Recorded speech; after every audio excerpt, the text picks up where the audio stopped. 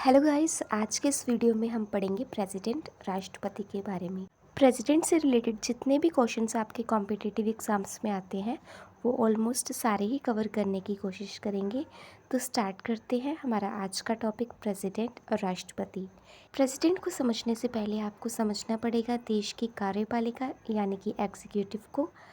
कार्यपालिका में सबसे पहले आते हैं प्रेसिडेंट, राष्ट्रपति, वाइस प्रेसिडेंट, उपराष्ट्रपति, प्राइम मिनिस्टर, प्रधानमंत्री और प्रधानमंत्री की काउंसिल ऑफ मिनिस्टर यानी कि मंत्रिपरिषद। जब भी एग्जीक्यूटिव की बात हो, कार्यपालिका की बात हो, तो आपके दिमाग में सबसे पहले president, vice president, prime minister और काउंसिल ऑफ मिनिस्टर्स आने चाहिए। ये चारों मिलके ही कार्यपालिका बनाते हैं। तो स्टार्ट करते हैं सबसे पहले प्रेसिडेंट के बारे में। प्रेसिडेंट या राष्ट्रपति। इंडियन कॉन्स्टिट्यूशन में प्रेसिडेंट से रिलेटेड आर्टिकल 52 से लेके 61 तक है। तो स्टार्ट करते हैं कुछ इंपॉर्टेंट आर्टिकल्स, जिसमें सबसे पहले आएगा आर्टिकल 52। आर्टिकल 52 कहता है there shall be president of India, यानी भारत का एक राष्ट्रपति होगा। तो ये था सबसे पहला और सबसे इम्पोर्टेंट आर्टिकल, आर्टिकल 52, जिसमें राष्ट्रपति के बारे में बताया गया है। इसके बाद बात करते हैं नेक्स्ट इम्पॉर्टेंट आर्टिकल की, जो है आर्टिकल 54। आर्टिकल 54 है इलेक्शन ऑफ प्रेसिडेंट। तो सबसे पहले हमारे माइंड में आता है कि आखिर प्रेसिडेंट की इलेक्शन में कौन पार्टिसिपेट करता है। तो प्रेसिडेंट की इलेक्शन में सबसे पहले पार्टिसिपेट करने वाले हैं elected members of Lok Sabha, Lok Sabha के निर्वाचित सदस्य, राज्यसभा के इलेक्टेड मेंबर्स, इसके अलावा स्टेट्स के एमएलए और यूनियन टेरिटरीज़ में आएंगे दिल्ली और पुडुचेरी, जिसको आप पौंडीचेरी भी बोलते हो, वहाँ के एमएलएस। प्रेसिडेंट के इलेक्शन से रिलेटेड सबसे मोस्ट इम्पोर्टेंट क्वेश्चन जो कि हमेशा हर एक एग्ज़ाम में पूछा जाता है वो यही है। इसके बाद नेक्स्ट इम्पॉर्टेंट आर्टिकल है article 56, term of office of president. तो आप सभी जानते ही हैं इंडिया का प्रेसिडेंट 5 सालों के लिए चुना जाता है, यानी इनका टाइम पीरियड है 5 इयर्स। तो ये था अनदर इम्पॉर्टेंट आर्टिकल, आर्टिकल 56, जिसमें हमने देखा प्रेसिडेंट का टाइम पीरियड बताया गया है जो कि 5 इयर्स है। अब बात करते हैं नेक्स्ट इम्पॉर्टेंट आर्टिकल की। तो नेक्स्ट आर्टिकल है article 59, conditions of president office. Bharat के राष्ट्रपति को राष्ट्रपति बनने से पहले कुछ कंडीशंस फुलफ़िल करनी पड़ती है, जिसमें सबसे पहली कंडीशन है the president shall not be a member of either house of parliament और of a house of legislature of any state, यानी प्रेसिडेंट बनने वाला व्यक्ति ना तो संसद और ना ही किसी राज्य विधान परिषद का मेंबर होना चाहिए। दूसरी कंडीशन है the president shall not hold any other office of profit. Bharat के राष्ट्रपति को किसी भी पोस्ट पे नहीं होना चाहिए। थर्ड और इम्पोर्टेंट पॉइंट है कि प्रेसिडेंट को उनके ऑफिस के दौरान उनकी सैलरी या अलाउंसेस कम नहीं किए जा सकते। तो ये चीज़ें कुछ इम्पोर्टेंट कंडीशंस जो हमने आर्टिकल 59 में पढ़ी। अब बात करते हैं नेक्स्ट आर्टिकल की। नेक्स्ट इम्पॉर्टेंट आर्टिकल है आर्टिकल 60, जो है ओथ यानी शपथ से रिलेटेड। तो मोस्ट इम्पॉर्टेंट क्वेश्चन जो बहुत एग्ज़ाम्स में पूछा जाता है वो है ओथ से रिलेटेड कि भारत के राष्ट्रपति को शपथ कौन दिलवाता है, ओथ टेकिंग प्रोसेस किसके द्वारा किया जाता है।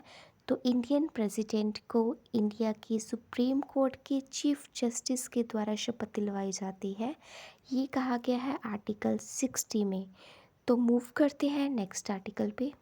Next and last important article है आर्टिकल 61, प्रोसीजर ऑफ इम्पीचमेंट, महाभियोग की प्रक्रिया। तो प्रेसिडेंट के क्वेश्चन को पढ़ने के दौरान जो सबसे इम्पोर्टेंट टर्म हमें सुनने को मिलती है वो है इम्पीचमेंट, महाभियोग। महाभियोग क्या है, सबसे पहले इसके बारे में डिस्कस करेंगे। उससे पहले आप पार्लियामेंट का स्ट्रक्चर समझ लीजिएगा। आप सभी जानते ही हैं कि पार्लियामेंट यानी संसद 2 हाउसेस से मिलकर बनती है। इसके लोअर हाउस को लोकसभा और अपर हाउस को राज्यसभा कहा जाता है। अब बात करते हैं इम्पीचमेंट की। तो इम्पीचमेंट यानी महाभियोग वो शब्द है जो डिफाइन करता है उस प्रोसेस को जिसके द्वारा राष्ट्रपति को उसकी पोस्ट से अलग किया जाता है। यानी इम्पीचमेंट उस प्रोसेस को कहा जाता है जिसके द्वारा प्रेसिडेंट को उसकी पोस्ट से हटाया जाता है। यदि राष्ट्रपति पर संविधान की उल्लंघना का आरोप लगा हो तो संसद के किसी भी एक हाउस में ये प्रस्ताव लाया जाता है। इसको थोड़ा और डिटेल में समझते हैं। इम्पीचमेंट प्रोसेस को संसद के किसी भी हाउस, लोकसभा या राज्यसभा से शुरू किया जा सकता है। फॉर एग्ज़ाम्पल, यदि लोकसभा में ये प्रक्रिया शुरू की जा रही है तो लोकसभा के कम से कम 1/4 मेंबर्स के सिग्नेचर के बाद राष्ट्रपति को एक नोटिस भेजा जाता है। इस नोटिस के 14 दिन के बाद असल कार्रवाई शुरू की जाती है और यदि लोकसभा में 2/3 मेजॉरिटी ये प्रस्ताव पास कर देती है तो उसे राज्यसभा में भेजा जाएगा। राज्यसभा में भी 2/3 मेजॉरिटी से प्रस्ताव पास होने के बाद राष्ट्रपति को उसके पद से हटा दिया जाएगा। इसमें सबसे ज़रूरी बात आपको ये याद रखनी है कि इस प्रपोज़ल को लाने के लिए कम से कम एक हाउस के 1/4 मेंबर्स के सिग्नेचर चाहिए और प्रपोज़ल को पास करने के लिए दोनों हाउसेस से 2/3 मेजॉरिटी चाहिए। तभी इस प्रपोज़ल को पास समझा जाएगा और राष्ट्रपति को उसकी पोस्ट से हटाया जा सकता है। तो ये था हमारा आज का टॉपिक। हमने इस वीडियो में जितने भी इम्पोर्टेंट आर्टिकल्स पढ़े, अब एक बार उनको रिवाइज कर लेते हैं। सबसे पहले हमने पढ़ा था आर्टिकल 52, जो ये कहता है कि इंडिया में एक प्रेसिडेंट होगा, there shall be a president of India. उसके बाद आर्टिकल 54 इलेक्शन ऑफ प्रेसिडेंट, जिसमें हमने पढ़ा कि प्रेसिडेंट के इलेक्शन में पार्टिसिपेट करने का अधिकार किसको है। तो सबसे पहले पार्लियामेंट के इलेक्टेड मेंबर्स, उसके बाद आते हैं स्टेट्स के एमएलएज और उसके बाद यूनियन टेरिटरीज दिल्ली और पौडीचेरी के एमएलएज। उसके बाद next article 56 term of president of India, तो इंडिया के प्रेसिडेंट को 5 सालों के लिए चुना जाता है। उसके बाद था 59 आर्टिकल, जिसमें हमने कुछ कंडीशंस पढ़ी जो प्रेसिडेंट के इलेक्शन के लिए ज़रूरी है।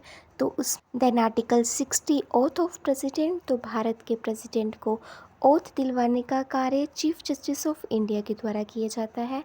इसके बाद था आर्टिकल 61, जिसमें हमने इम्पीचमेंट प्रोसीजर को अच्छे से समझा। तो ये था हमारा आज का टॉपिक। आई होप आपको अच्छे से समझ आया। आज के वीडियो में हमने इम्पोर्टेंट आर्टिकल्स कवर किए हैं। नेक्स्ट वीडियो में हम इस टॉपिक से रिलेटेड कुछ इम्पोर्टेंट क्वेश्चंस करेंगे। तो मिलती है नेक्स्ट वीडियो में। Thanks for watching.